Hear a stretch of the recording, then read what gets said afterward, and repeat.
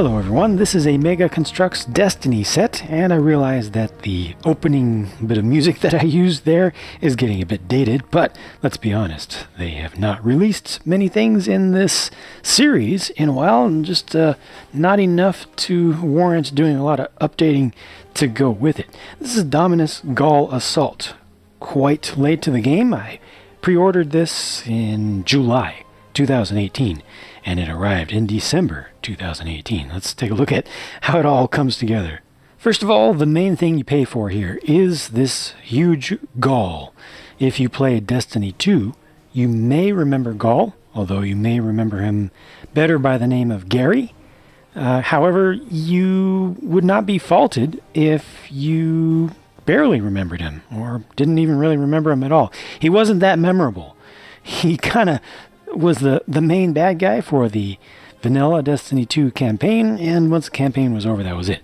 We had the Solstice of Heroes event towards the end of the first year, and got to play some of the missions again, and then he disappeared again. I mean, he really doesn't have that much significance, but when this set was designed, which was before Destiny 2 was even released in the first place, this was to be something very significant. I mean, it's the main boss of the main campaign. Nobody knew at that time, I think, just where he was going to fit in. But the head on that is on point. That's really nice production work for something that's mass-produced. They've got a masked, I believe, stamp. I'm not sure exactly how that's done, but for the gunmetal gray, you know, the breathing apparatus. But then they've got the apparently wiped wash for all the small details in the skin folds in the head. So that looks very good from any kind of reasonable distance. I mean, we're looking at it here super close. You can see just a little bit of mess up with some extra gunmetal gray around there. But again, for something that's mass-produced as a toy, I think this is done very, very nicely. I'm impressed by that. It's also on a ball joint, so you can get a lot of expressiveness out of him. I'm surprised that he's able to turn his head up like that. So if a Guardian is flying through the air, he can look up. Of course, he can look down a bit. There's a little bit of limitation there, but it's a nice compromise between the fear in designing this of having the neck look too long. I mean, you look at it like that from this low angle, it's a little bit rough to see, but they needed to be able to move it around. So I think this turned out pretty well overall. Of course, it's Mega Construx with the collector line, so there are no stickers on this. Anything that looks like it's decorated is just printed on there. Nice bits of gold all around. The main plastic color is a marbling between a very light gray. It's not white, very light gray, and some darker, much darker gray in there. Looks pretty good. It's got the back on there that's well detailed around the back and nicely covered up, so you don't have a big open space there. You're not looking at the undersides of plates and things. Lots of these hollow 1x1 stud pieces in the nice pearl gold are added all around. And the build of it actually was very respectable. You know, there is no core frame beneath this that is a huge piece. It's all pretty small pieces with a minimum number of specialized pieces. I think just the head, the pauldrons, and the gun, if I'm not mistaken, were the only things that were created anew. And I don't actually know if these are new or not, or if they were reused from some other series. I didn't look that up. But is that better to have those shoulders down there? I think it looks better. I don't know if it's more accurate, though. I think it's a little more accurate to have them up a little bit, but you can do either. For the sake of articulation, they have ball joints, and these are not the flimsy ones. These are much better. These have a good amount of friction in them, so they really hold. They don't fall apart if you get a little bit rough with them. They have a good range of motion, including twisting motion at many angles.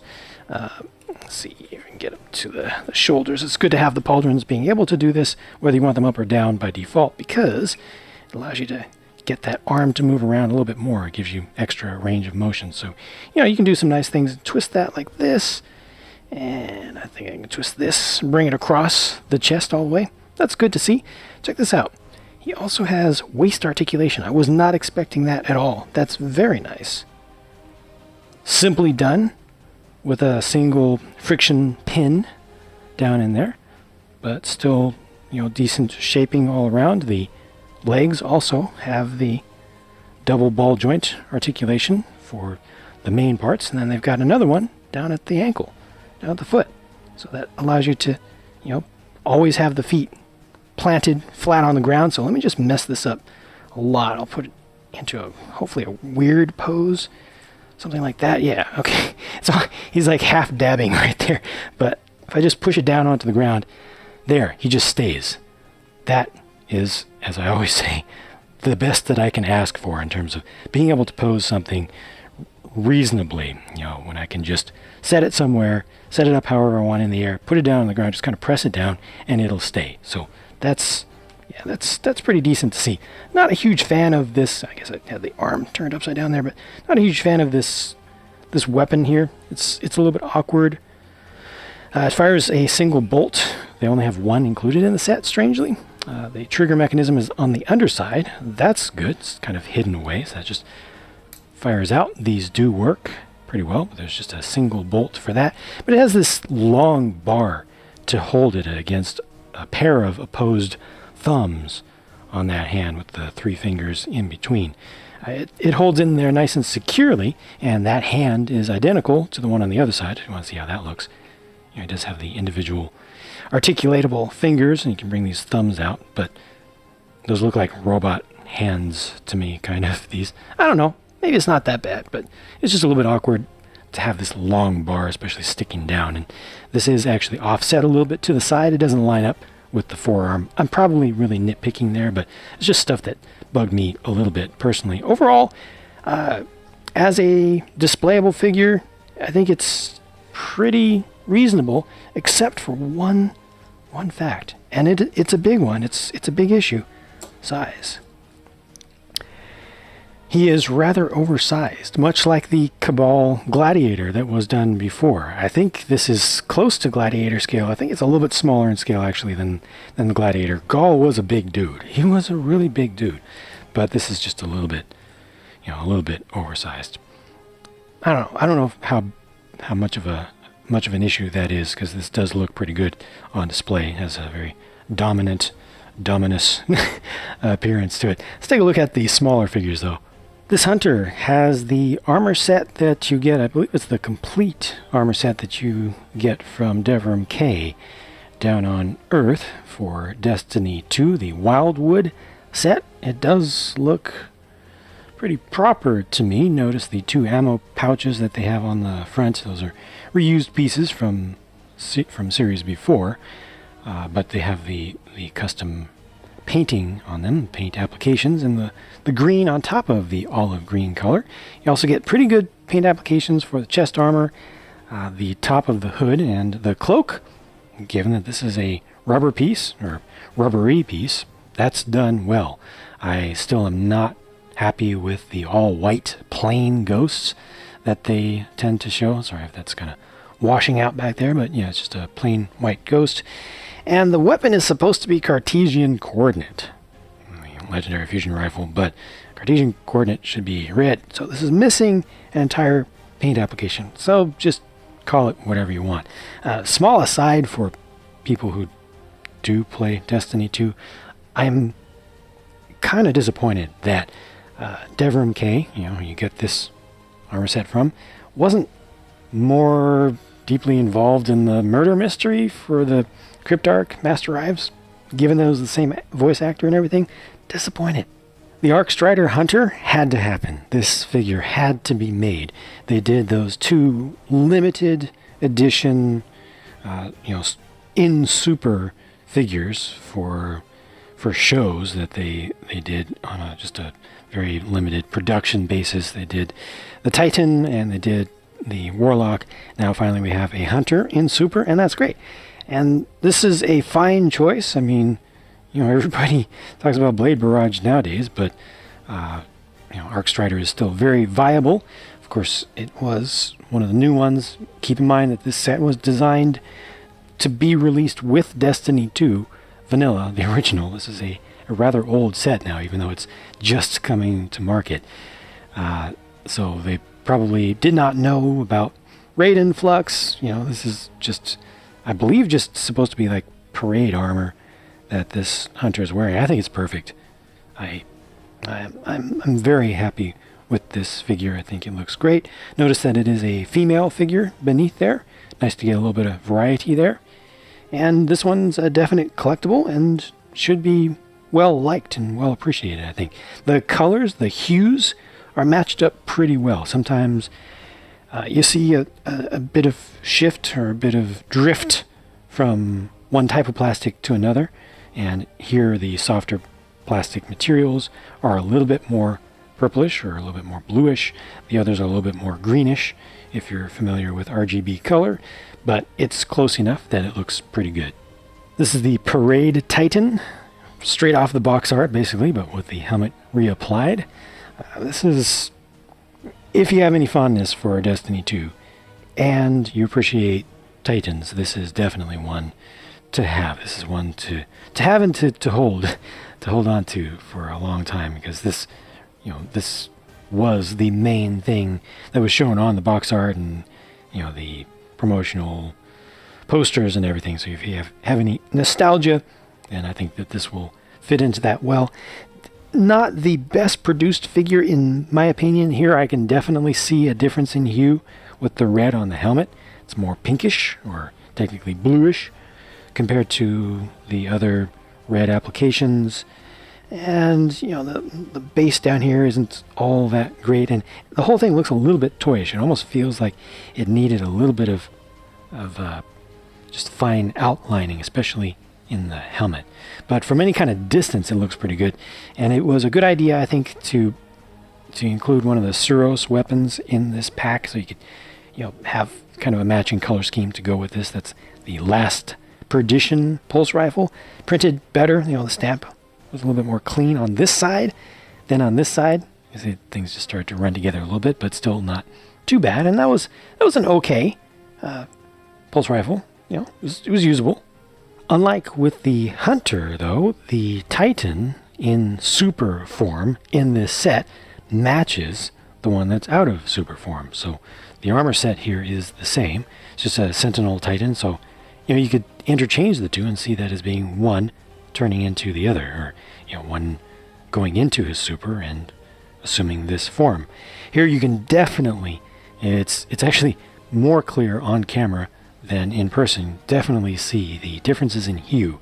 The harder pieces are much more of a proper purple, like closer to an indigo, whereas you get a little bit more into the almost plum color. It's a little bit more reddish for the arms and even the shield. But again, honestly, in person, like I said, it's not as obvious, and I kind of feel like that little bit of difference on this one in particular looks good. It adds a little bit of depth to the whole thing. The only thing that I do not like about this set personally is that the head came out a little bit too matte. And that's not just mold release material on there. Maybe there was a little bit, but it's still, it's rather matte. I guess it's a little bit satin, but everything else is glossy. So that just looks a little bit off, but still a good one to get for sure. And it's nice to have that compatibility, to be able to, if you're doing stop motions, or if you, I don't know, just for the sake of play, or even display, to have kind of a before and after, two versions of the same dude. Last, but of course not least, the Warlock here is in parade armor with the default shader. I personally, as a Warlock main since D1, really did not like this armor set. It grew on me a little bit over time. A little bit, mostly with the default color scheme. But again, this is the representation of a Warlock in Destiny 2, and it's the main set that you start out with and everything. And yeah, I actually think this was a really good idea to choose this to make, and I think this one will be decently collectible. It's really a proper representation of Warlocks in D2 in this era, in the Ghaul era. That weapon right there is supposed to represent a an auto rifle, a blue auto rifle, just a rare. Refrain 23, officially it is. And that's cool and very appropriate because most of us, when we got to Ghaul the first time at least, were still using lots of blue armor. You may have even had a green piece or two. So, yeah, perfectly appropriate to include something that's not very special, you know. And of course, you can always just swap different weapons between the different characters if you want. Also, as shown on the box, they do include one display rod to elevate a figure up off the ground, to use it in conjunction with one of these base pieces. They do have one of those bases for each of the characters in the set, but only one rod piece to, you know, have somebody gliding or jumping or whatnot. And that's just it for this set. Of course, again, the major problem with this set is that it is too late. Most people have moved long beyond the point of caring about Ghaul at all. And, you know, the Destiny 2 Year 1 experience, especially vanilla when it first launched, the content that included Ghaul was not all that well received. It was kind of brief. And then, you know, we had the dearth of content and stuff to do in the end game. So there probably will not be a lot of people wanting this set for Ghaul, which is the main thing you pay for, or the default armor pieces. I mean, there will be some, but not a lot interested in the default armor for the figures. I personally feel like that hunter and, well, the regular hunter and the two characters in supers are the main draws for this set. They look very good. They're very collectible.